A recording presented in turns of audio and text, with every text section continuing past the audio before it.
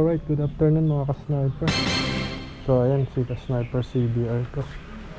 So may binili tayo sa kanyang tail bag. Dito ang ilalagay. Dahil alam naman natin ang mga sports bike ay wala tayong masyadong compartment. So binilhan natin siya ng tail bag. Last year pa to. Ayan o. Last year April. So ang tawag dito ay tail bag. Waterproof na siya. Tapos reflective na rin siya kapag kagabi. Nalagyan natin. Ayan. Makita niyo ang price niya ay nasa 1,724 nung nabili ko siya. Sa Motocentric. Waterproof, multipurpose, highlight reflective.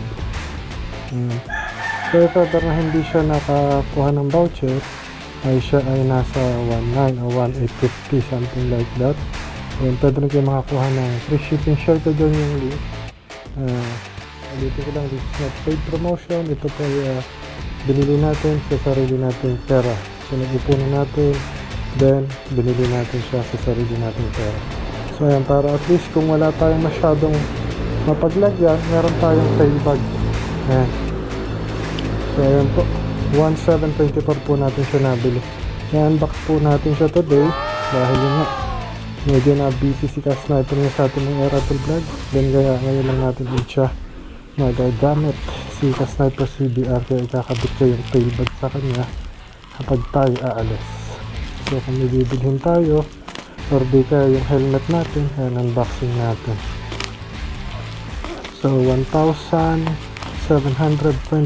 only. Meron na tayong tail bag para sa ating mga sports bike. So ayan, ito nga pala si ka-sniper CBR. Ayan, Honda CBR 150R. So at least marami na tayong ilalaman dito sa tail bag na ito. At saka isa pa, para hindi natin lagi bit-bit ng helmet, yun, napapaglagyan din tayo sa server. Diba? Yan.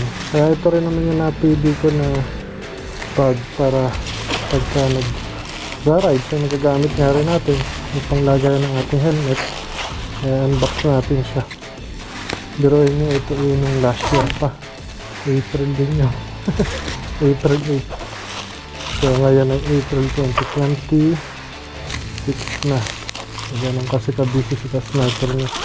So sinashare ko lang din yung ating mga nabibili para at least makapag-share din at makapagbigay din tayo ng idea sa ating mga ka-sniper na nagmamotor din.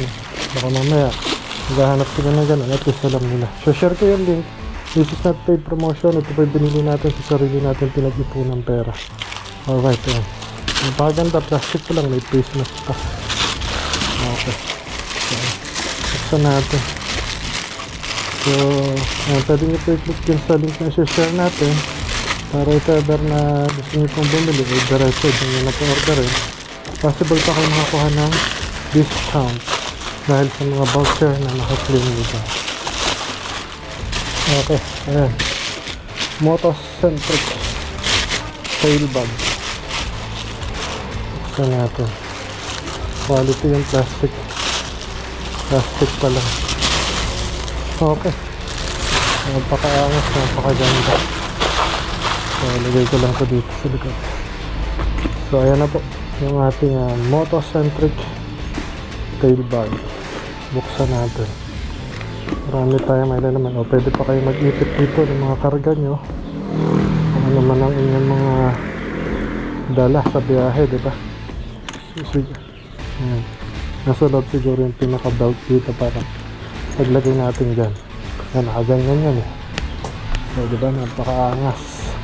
Kasi yung logo niya, mas nag-reflect na yan pag madilim. So, tinatamaan ng ilay. Buksan natin, baka may anong pa to sa loob. Ayun eh. Kitang kita yung laman, lobo.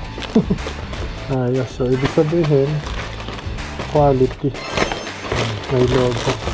Para pag nakalagay yung helmet yung mga gamit nyo, ayan, para ma-imagine nyo na rin sakto. Buto diligyan nila yung logo. Ito na nga yung pinaka-belt niya. Buksan natin ito kung ano to. At least sa mga nagnanais, magkaroon din ng ganitong tail bag. Aba, ganda rin ito.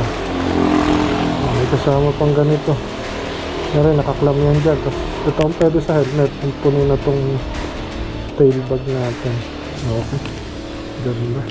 Sulit ang 1,724. Then ito yung mga belt niya. Dito. Nandito dyan. Dyan.